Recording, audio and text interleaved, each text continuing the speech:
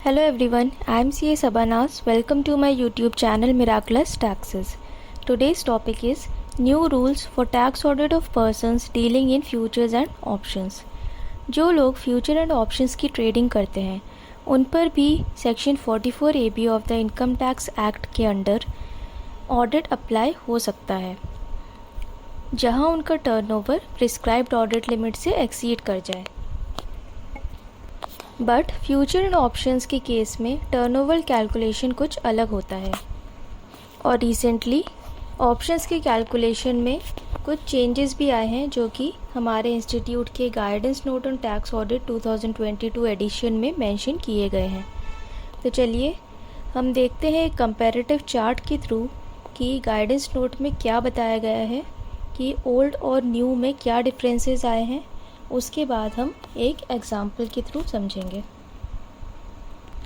As per old rules, total of favorable and unfavorable differences shall be taken as turnover, and premium received on sale of options is also to be included in turnover. And as per new rules, total of favorable and unfavorable differences shall be taken as turnover, and premium received on sale of options is also to be included in turnover. However, where the premium received is included for determining net profit for transactions, the same should not be separately included.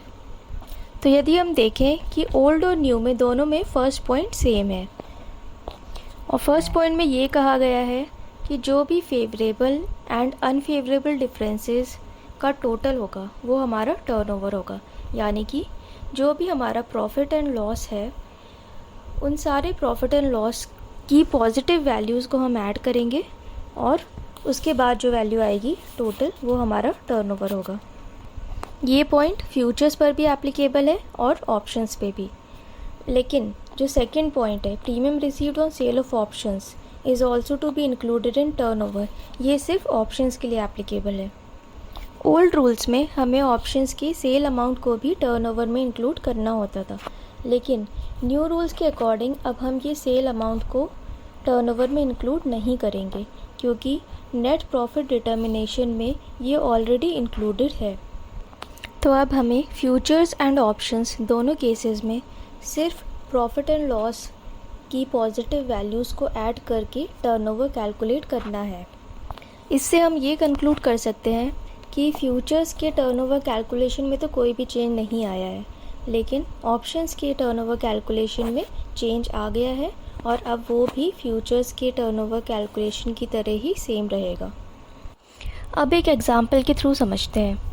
हमने 5000 options खरीदे 1500 bye price पर और उनको cell किया 2500 पर, यानी कि total bye amount होगा 1500 इंटू 5000 दैट इज़ 75 लाख और टोटल सेल अमाउंट होगा 2500 into 5000 that is 1 crore 25 lakh. अब यहाँ पर हम इसका डिफरेंस देखें, यानी कि प्रॉफिट या लॉस, तो यहाँ पर हमारे क्योंकि सेल अमाउंट ज़्यादा है तो हमारा प्रॉफिट हो रहा है और प्रॉफिट हो रहा है हमारा 50 लाख का। अब हम यही अगर ओल्ड मेथड के हिसाब से टर्नओवर कैलकुलेट करें तो उस केस में हमें प्रॉफिट प्लस सेल अमाउंट लेना होगा, यानी कि 50 lakh plus 1 crore 25 lakh that is 1 crore 75 lakh.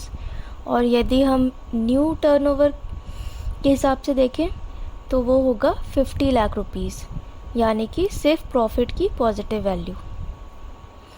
अब सेकंड ट्रांजैक्शन देखते हैं। हमने 45,000 के ऑप्शंस खरीदे 2000 अमाउंट पर और उसकी सेल प्राइस है 1900।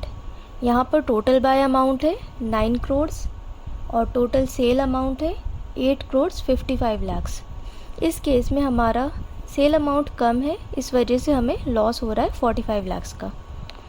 अब यहाँ पे यदि हम ओल्ड मेथड के अकॉर्डिंग टर्नओवर निकालेंगे तो वो होगा पॉजिटिव वैल्यू ऑफ लॉस, यानी कि 45 lakh plus sale amount 8 crore 55 lakh. यहाँ पर हमारा ओल्ड रूल्स के अकॉर्डिंग टर्नओवर आ रहा है 9 करोड़ और न्यू रूल्स के अकॉर्डिंग टर्नओवर है 45 लाख।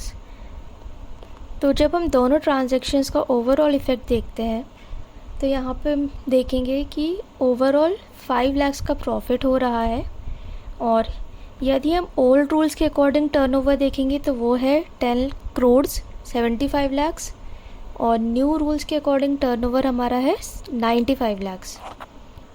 तो यदि अभी भी ओल्ड रूल्स अप्लाई होते तो हम टैक्स ऑडिट के अंडर लायबल होते, बट अब न्यू रूल्स आ गए हैं तो इसमें क्योंकि टर्नओवर जो है 1 करोड़ से कम है, इस केस में हमारा टैक्स ऑडिट लायबल नहीं है।